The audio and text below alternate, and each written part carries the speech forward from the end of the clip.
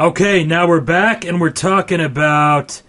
This is going to be a three-part series here. We're going to talk about 3 fast ways to grow any company and how to get it done really quickly, really fast, and really how to take the ideas and the things that we talk about and how to apply them to companies that you're going to work with, and that we're going to involve like the GXM and other items that we've talked about in the past, and really how to see these changes really quickly. So here are some of the things we're going to talk about: the recreation policies, the BB profiling, the Hechtupler method. These are the 3 items here, and then a few of the other terms here you're going to be familiar with. And one of the first things we want, and this is going to be in 3 parts. One of the first things I want to talk about is this time collapsing issue here. As we've talked briefly about this in the past, and if you look at like a timeline of any company, let's say this is our timeline, the way people reference any time frame, whether we're looking forwards or backwards, is they use milestones. So some of these are, this could be a company, but it could be life in general. We look at, here's when this happened, here's when this happened, here's when a big event happened, and usually you place things not so much on a chronological timeline, but in between these milestones. And so when we talk about moving companies really quickly, it is possible, and hopefully this is all, this is just recapping. But a lot of times people will put limits on, that change is going to take months, or that can take years to double the company or to triple the company. Everything we're going to talk about, all the examples we're going to go over have been done really quickly, and it's had a double, triple, quadruple, sextuple a business really quickly. And what I want you to keep in mind at any time is anything we talk about, we want to look at experiencing a year in a week. That's why when we talk about our weekly meetings and setting that stuff up, a lot of this, if we look at our timeline, if you set enough milestones within a short period of time, you can experience a lot of growth in a very short period of time. So it's how do you experience, and for example, in life, you can do if you do crazy enough things in a short period of time, it seems like a much longer period of time. Makes sense? So you can live, and the reverse is true. If you have that monotony, it really takes time, and if you're doing the same thing over and over again, as many companies are doing, they're just farting along. 1 year becomes 2, becomes 3, becomes 10. This is how time flies by. So one of the things that we always keep in mind, and this is something that came up before, is how can you do these changes so quickly? We create a lot of milestones. So the more uncomfortable, the more crazier, as soon as an idea is brought in execution, the crazier it becomes, the more it stands out, and the more life is experienced in this short period of time. In this case, we're going to look at a week. So everything we're going to talk about, we want to push and get it done within a few days, a few hours, a week at the most. Nothing we're going to talk about should take more than a week.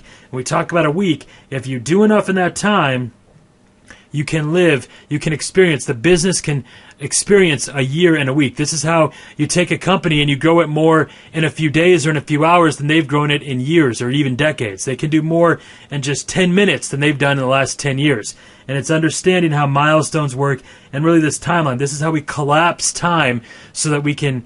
It's kind of a form of time travel, I guess. We jokingly refer to it as a form of time travel. But it's how you experience a year in a week, or a year in a day, or a year in just a few moments. So everything we're going to talk about, and the examples we're going to go over, people have done these things in days, they've done them in weeks, and sometimes they've done them in hours. In the very same day, they've made these changes in their companies. So it's very cool stuff, and we want to keep that in mind and really experience as much as possible. So every episode we're going to talk about, we're going to have different assignments. It's a 3-part series, and each one will have its own assignments. You can go back or review them as much as you want, but every one of them we're going to have our assignments. Okay, so with that said, let's get started. So basically we have our 3 items here. I'll do each one in a different color. We'll do the first one in blue. So we have our recreation policies. Okay, this is basically where we're going to take, and each one of these items has its own little set of a couple of things that we do with it. Getting my handwriting sloppy a little bit there. All right, then we've got the B&B profile. This is where we're going to take the biggest and baddest clients of any company and profile them so we can go out and get more. And then we've got, making sure I got enough room here. The Hechtupler method. Now this may not be hectuple. This is when you grow a business by 10 10 times. But our contacts can be doublers or triplers. We use hectuplers because that should be, we want to swing for the fences there. Okay, so with each one of these things, I said I was going to use a different color. I guess I didn't do that as well as I wanted to. Okay, the recreation policies. Let's start up here.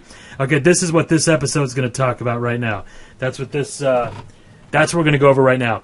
Basically, within our recreation policies, here's what we want to do. 3 main items here. First, we want to isolate the best. We want to take, anytime we're looking at whatever company we're looking at, we want to take the best, whether it's the best year, the best month, whatever, some time frame. We want to take the best month, the best year. Usually a year is too long, so usually it's going to be a quarter at the most, but it could be a year, I guess. The best year, the best month, the best day, for example, or the best salesperson. It could be an individual. So it could be a person that was performing. So a performer, an individual performer. Writing with the stylus has really made me focus on my handwriting. So this is actually, look at that E and that R. The last two are pretty good, all right? So this is the first thing. We want to isolate, whenever you work with a company, we want to isolate the best month, the best year, the best quarter. What was as far as numbers, as far as revenue goes, what was the best time they had recently? All right, that's the first thing we want to do. All right, now we want to develop, the second thing you want to do when we have these, make sure I've got this right here, is we want to isolate 3 exact policies that we can use to recreate that criteria. 3 policies to recreate situation. All right, this could be the situation or criteria. So what was it that was done? We're going to go over examples of each one, but it's real simple. It's going to take a lot longer for me to write this out than it's going to take for you to do that. And then we come down to what is the most important part of this, and that is, this is 3. We policize. Now, we've talked about this. This is something we've talked about a great deal, and we're going to get into it more. So this is it. This is for our recreation policies. These are the 3 main things that we do. We come through. We isolate the best month, the best year. Did I forget to put best? All right, let me write that in right there. All right, the best month, the best year, the best quarter, the best day, the best performer, who is the best salesman, or some part that what do we want to recreate? That's the idea here. Then the second step is to 3 policies to recreate that situation, or 3 criteria that we need to be met in order for that to be recreated. And we want to have at least 3. This can be more than that. We can actually do 3 to 5. Or 10 or whatever, but we want to have at least 3 items that are different. What are they doing? What did they do then that is not being done now? Okay, and then we want to policize. And speaking of policizing, this is another item here. When we talk about our policizing syntax, where should I put this? Let's put that right there. Okay, when we talk about our policizing syntax, what this basically means is that this is how we're going to, anything we do from now on, this is going to not just relate to everything else we're going to talk about with these 2, but in general, with any business you work with. If we take any activity, so let's say any activity, let's say we'll take emails. A lot of times people, we'll talk about emails, social media stuff. I'll include that within emails. And let's say calls, any activity that a business does, or ads. All right, so the first thing we want to do is we want to add the verb to it. So we want to add, we're going to do a couple of things. Our policy, this is how our sentences should be structured, all right? This is how we know we're creating a policy, basically, okay? So first we want to add the verb here. So instead of just saying emails, we want to add, I'll do the verb in this purplish color here. So in this case, we're sending, okay? And calls, we're making or returning, okay? And then with ads, running ads. Okay, so now what we've done is we're taking anything, any item or any activity, and we're adding this verb to it. Okay, so now we're sending emails, making calls or interviews, running ads. So this is already moving us better to more an activity. We really want to make sure the point of doing that first part that we just did is that we end up with an actual verb. That's an important distinction, because when people say they have problems or they're not getting the kind of response they want, the kind of compliance, we want to know specifically what is it, what is the activity that we're having a challenge with. Then we come through and we have, we'll use green for this, we have a prefix and a suffix, okay? So in this case, how do I want to do this? Okay. This is our prefix. We're going to do this in green. And we have a suffix. Our prefix is going to be how many. It's going to be a number. Both of these are going to be a number. And this is going to be how many. All right. And then we have our suffix. We'll do this in orange. That looks good. Our suffix goes at the end. And this is going to be our suffix. This prefix and suffix, we really want to go from the ground up so that you understand. We've already talked about some of this policizing, like with the Triforce drill. But this way you'll know exactly what we're talking about when we're talking about policizing and how that sentence should be structured. So now the suffix is going to be a number as well, or a time frame. And this is going to be frequency. All right, how often, basically. That'll be shorter to write. Well, not really. I guess I could do frequency there, too. Trying to save space. Frequency, okay. So, in other words, when we're done with all of this, this is kind of our syntax. That's it, basically. Let's take sending emails, for example. We want to add a number to it. We want to say 9 emails every day. Okay? Making calls. 13 calls made or whatever, 13 interviews done, or 13 calls returned every day. Okay, running ads. 14 ads run every day. The verb can actually be either side. In this case, since we're using the number, the verb would be on the other side of the actual action. So 9 emails sent every day. 14 calls made or calls returned every day. Make sense? So an example of a policized, trying to be very cute with my colors here and very effective. So we'd say, for example, as a policy, 14 emails sent.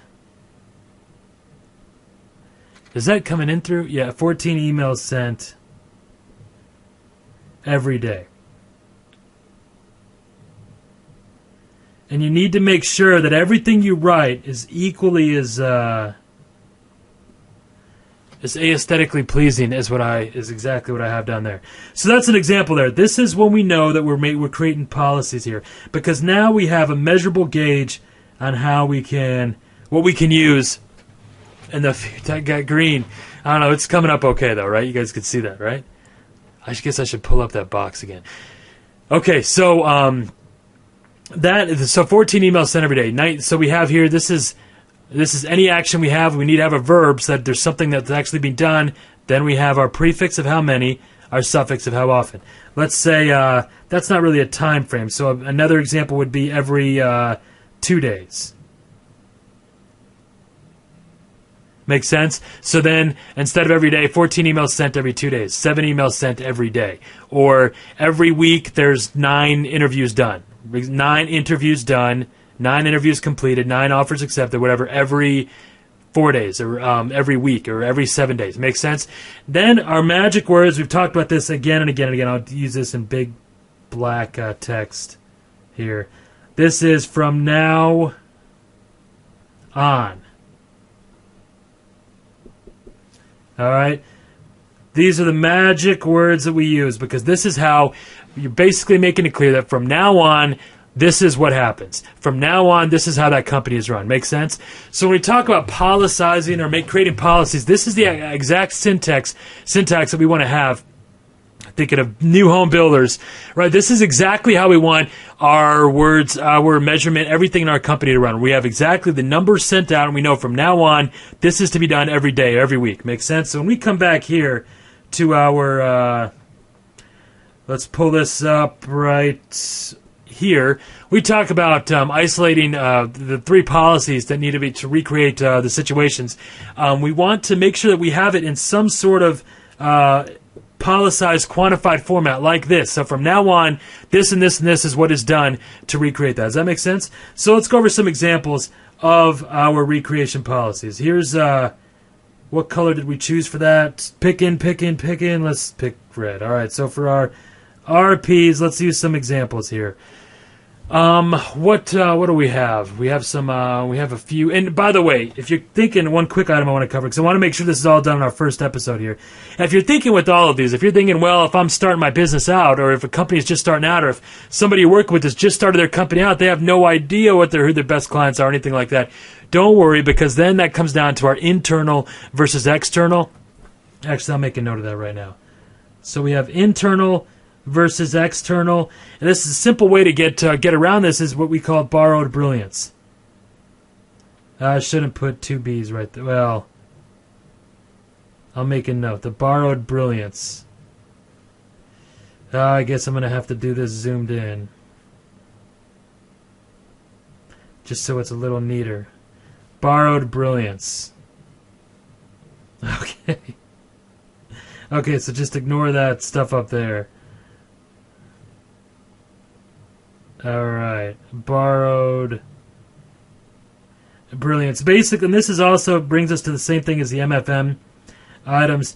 This is where you could take, if you don't have these, if you're working with a company that is completely fresh, they don't have any, their best month every month has been the same, you can start talking to other companies that are involved with that and start getting brilliant ideas and things that would be good to execute from those people. Make sense?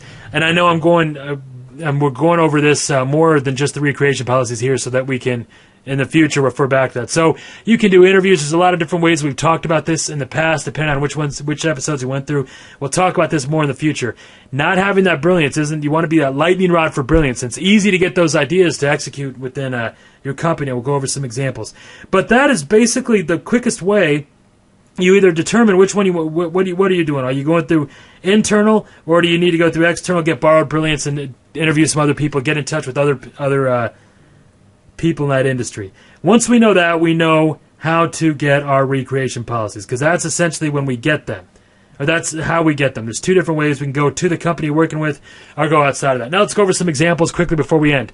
What do we have? We've got a couple examples. Ryan? Oh, that's a good one. Ryan Chapman, he had storage units, all right? So if you guys aren't familiar, in the States, they have, where people are... They've got a lot of stuff in their houses. Their houses are overflowing here. They've got just stuff going out everywhere. So they go and they get a storage. So they pay monthly rent on that storage unit. Storage units, there's a lot of money in storage units, but there's a lot of problems with that too, because sometimes if they have X amount, once that looks like I'm playing tic-tac-toe, doesn't it? Once this a big challenge that some of these people have is their rents. They'll have changes. Basically, when they have these filled up, they have X amount to go through. And an issue is that it's not like an apartment complex or a hotel where they constantly shift their rates. A big issue that a lot of people have is that some people will take out contracts, longer-term contracts, and a lot of these guys will tell you, we wish we could raise our prices, but they just have people that are stuck in there, and it's just a big issue with them to raise their profits. And generally, people in the storage unit industry, a lot of them will tell you that it's impossible for them to grow their business because they can only their rent is controlled, or they've got such stiff competition. Units, look at that. Looks like hieroglyphics. They've got such stiff competition that it's just impossible to grow their business. So this is a situation, Ryan, thankfully he wasn't such an LC, right? He was thinking. And what we talked about is when did his what was the best month, the best time that he had. He found out it was about 4 years before that. He had a truck, and he had a rental. Basically, he rented this truck out. That's a truck. T for truck. And he used to rent this truck out. They had a truck that they used to carry stuff in and out, and he used to rent that truck out, and that was the best. He found the policy that he had, it was kind of an informal policy, was when he used to take that truck and he used to rent that truck out to some of his clients so they could take and move stuff that they had. But he ended up losing the truck, and because they never focused on their policies, he never got that truck. He never instead of getting another truck, he was trying to save up to get a truck, but he never had enough money, never had enough excess money. A simple fix, right? If you had that much business for that truck, what could you do? So put yourself in that situation. You're working with this company. Their best time was when they had a truck. Okay, in this case, Ryan used to have a truck, doesn't have a truck anymore. What should he do? He doesn't have the money to get a truck either right now. What should he do? Think about it. Get those dendrites firing. And I know you guys got this answer, right? So what we did, and this was actually through Sunny, did pre-orders, I think it was at 50% from the same people. I circled the percentage, yes, instead of 50 to let you know it was just a percentage. Okay, it should have been the whole 50. All right, so what he did is he went back to the same clients and said, listen, I'm planning on getting a truck. Took the money that was raised from the 50%, and that financed the first a rental, and then eventually, wow, that got a little crazy. I'll go much slower. First, I financed a truck rental, and eventually a truck buying. Basically what happened here, he went to his clients because he knew there was a big demand for it, and got the pre-orders for the 50%, I think it was around 50%, took that money and started first renting trucks regularly. Then he ended up buying trucks. And this whole business of the truck rental industry, within 90 days, they had 4 trucks. In 90 days, they had 4 trucks. That's in 90 days to 4 trucks. And those 4 trucks, within that first 90 days, his net profit had actually more than tripled within 90 days. Just by looking at, because after realizing how much money was in the truck rental business, a whole side business was created with truck rental, and that truck rental income eclipsed his storage income. Just by looking at when was the best time, what happened during your best time. Make sense? That's just one example, and it's such a simple thing. And what you're going to find so often is when you work with these companies, they're not, proactively looking at how they can quickly and easily grow their bottom lines, and they're not going to have the dendrites firing like you do. So it's that easy, just easy breezy to get this going. Okay, let's go over another example here. Let's say that you have a restaurant. That's an R for restaurant, right? Let's say you have a restaurant and you look back and you realize that a few years ago, the best time that you had, the best money that you made is when you were part of, you had a fantasy football league. And by the way, when I say football, I do not mean soccer, which is what it's called here in the States. Not referring to soccer. This would be more along the lines of like rugby. Okay, and like the NFL, if you're familiar with that. So this is where these groups get together, and they basically, usually there's a lot of drinking involved, and that's exactly what a bar wants. That's how they make their money. They make their money not from the food, but from the other stuff. So what would you do? If you knew that that was your best time, what would you do? You would develop the policies, right? So what he did is he basically went to these different fantasy football leagues, and he became the official eatery for these football leagues. And the amazing thing here, yeah, that says official eatery. The amazing thing here is when he did this, when he went back to the 3 or 4 groups that he had, and one of these leagues could have hundreds of people. But when he did that, nobody had ever approached him about being the official eatery. He was the only person. In this example, you may be familiar with it. It's Ken Spall, and this is how he basically dominated that entire market and doubled his income. This took 48 hours, less than 48 hours, because as soon as he started calling these people, a lot of these people are used to getting kicked out of places because they're kind of rowdy and loud. They get really passionate. But as soon as he said, welcomed them with open arms, they were all about it. And within 48 hours, he doubled his income. 48 hours, doubled income. And that's exactly how easy this process is, just looking at what was the most profitable thing that happened and how do you recreate it. All right, real quickly, you guys already know this example of Hero, the fish salesman, realized that in the neighborhood he was at, it was something like this, let's say, and these were the most profitable areas, let's say, and they got marked off. And so all he was left with were these areas in between, some areas out here. But his best money came from these nicer areas, these areas right here. But it was actually government, the state, the police actually came in, and they weren't allowing solicitors to go in those areas anymore. And this lasted for 7 years. For 7 years, his business suffered. For 7 years.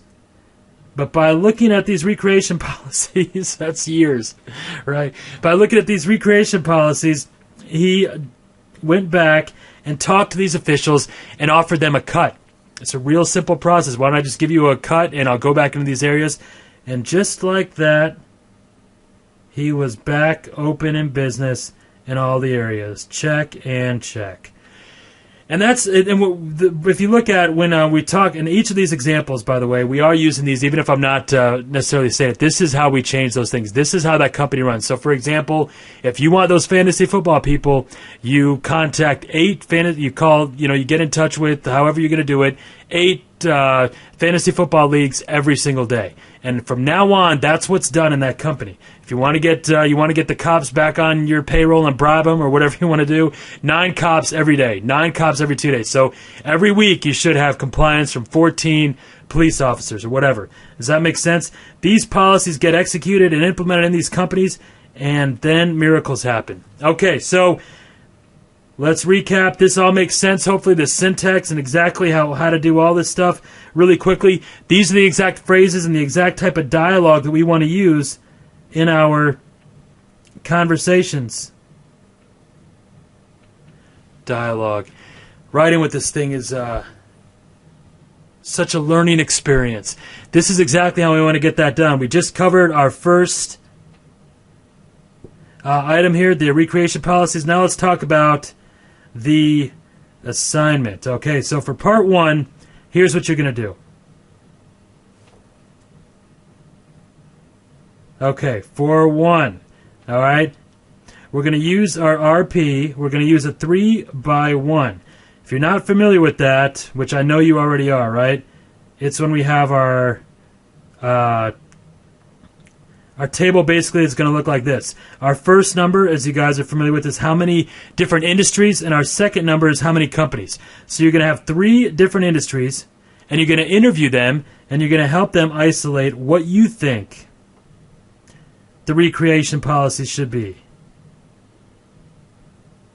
If nothing else, this will get you more comfortable with talking about what their best time was and how to recreate those things. So we're going to run through the recreation policy process, which is outlined right here.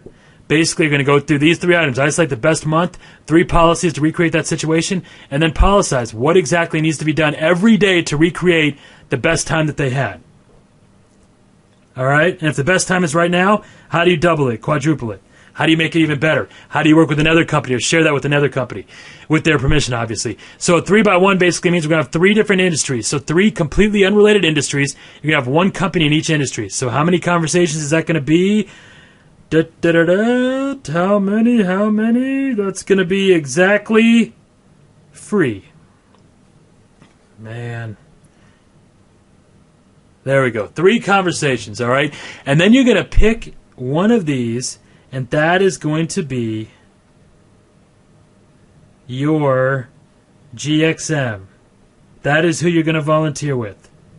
All right, that's who we're going to work with, that 1 hour a week. So you have three interviews. See who you're most impressed with, who gives you warm and fuzzies, who are you most happy with, who are you going to be most enthused about working with, and that's who you work with. That's your assignment. This was a lot longer than I thought it would be. Next, we're going to talk about the BB profiling. All right. We'll see. If you have any questions, obviously you want to go through this probably more than once. Make sure you understand it. And we really look forward to how the recreation policies, how well those that process is sticking and how well that works with the company. So please let us know. All right. That's our assignment, and that is how you execute the recreation policies with the company. We'll talk soon. We'll be right back with part 2.